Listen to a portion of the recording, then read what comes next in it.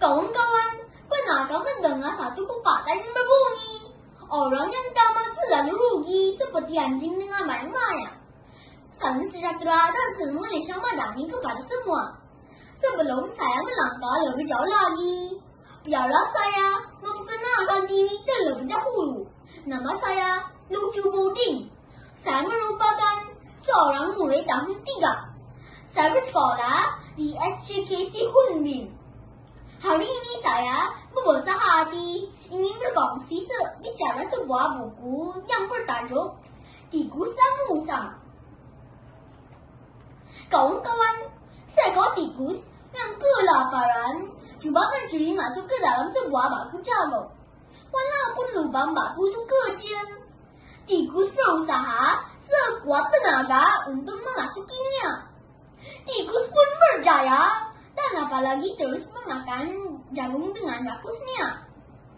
Tikus menjadi tamak. Ia makan sehingga perutnya menjadi buncit. Karena perutnya buncit, ia tidak dapat keluar dari lubang yang sama. Tikus meminta tolong daripada musang yang melalui batu jagung tersebut. Kasihan tikus.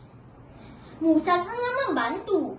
Itulah tikus, lain kali jangan bersikap tamak.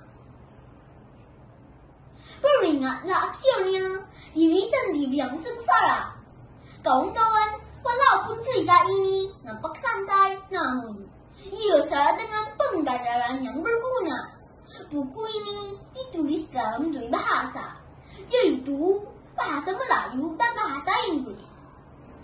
Ayat yang digunakan sangat mudah difahami dan ilustrasinya pula sangat menarik. Buku ini dibeli oleh ibu sebagai hadiah dan saya sangat menyukainya. Sekian saja bicara buku untuk hari ini. Terima kasih.